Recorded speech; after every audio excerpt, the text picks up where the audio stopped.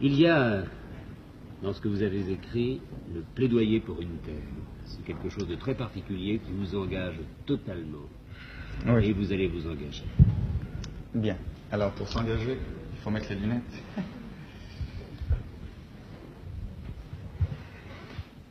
Il y a des choses qu'on ne peut pas dire en vers. L'autre jour, j'étais dans le métro et j'entends deux dames dire « T'as lu le journal encore, ces juifs avec leurs histoires?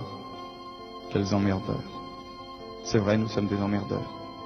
Ça fait des siècles qu'on emmerde le monde, c'est dans notre nature, que voulez-vous? Abraham avec son Dieu unique, Moïse avec ses tables de la loi, Jésus avec son autre joue toujours prête à la deuxième baffe, puis Freud, Marx, Einstein, tous ont été des jeûneurs, des révolutionnaires, des ennemis de l'ordre. Pourquoi? Parce que l'ordre, quel que fût le siècle, ne pouvait les satisfaire, puisque c'était un ordre dont ils étaient toujours exclus.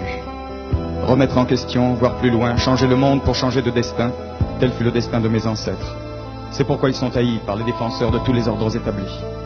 L'antisémite de droite reproche aux Juifs d'avoir fait la révolution bolchevique. C'est vrai.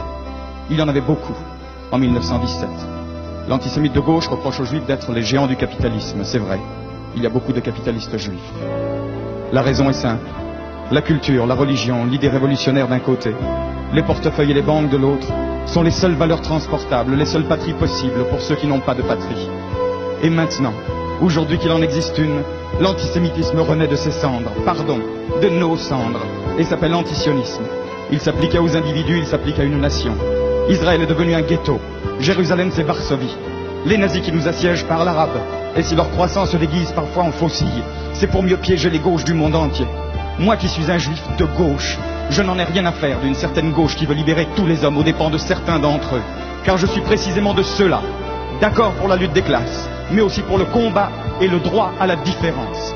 Si elle veut me compter parmi les siens, la gauche ne peut pas faire l'économie de mon problème. Et mon problème est simple. Mon problème est que depuis les déportations romaines du 1er siècle après Jésus-Christ, nous avons été partout honnis, bannis, écrasés, spoliés, chassés, traqués et convertis de force. Pourquoi? Parce que notre religion, notre culture était dangereuse. C'était un exemple de démocratie. Vous voulez quelques exemples? Le judaïsme a été le premier à créer le Shabbat, c'est-à-dire le jour de repos hebdomadaire obligatoire. Vous imaginez la joie des pharaons toujours en retard d'une pyramide. Le judaïsme interdit l'esclavage. Vous imaginez la sympathie des Romains, les plus importants grossistes de main-d'œuvre gratuite de l'Antiquité. Il est dit dans la Bible, la terre n'appartient pas à l'homme mais à Dieu. De cette phrase découle une loi, celle de la remise en question automatique de la propriété foncière tous les 49 ans. Tous les 49 ans. Vous voyez l'effet d'une loi pareille sur les papes du Moyen-Âge et les bâtisseurs d'empire de la Renaissance. Il ne fallait pas que les peuples sachent.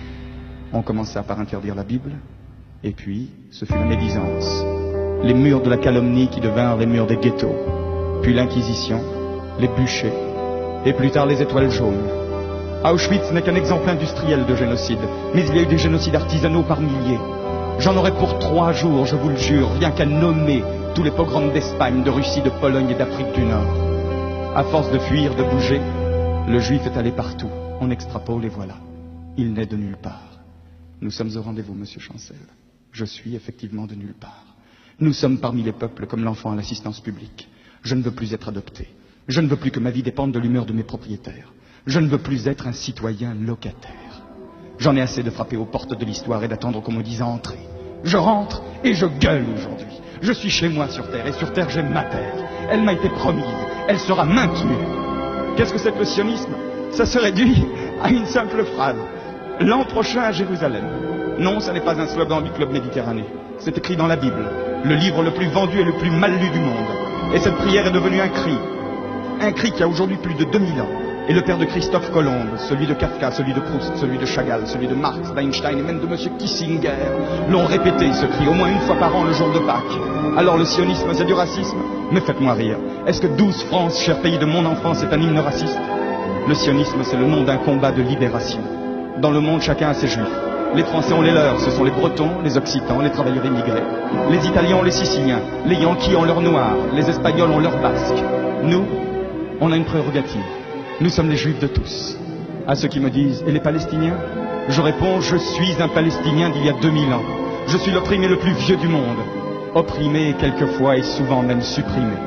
Je discuterai donc avec eux, mais je ne leur céderai pas ma place. Il y a là-bas de la place pour 2 peuples et pour 2 pays, pour 2 nations.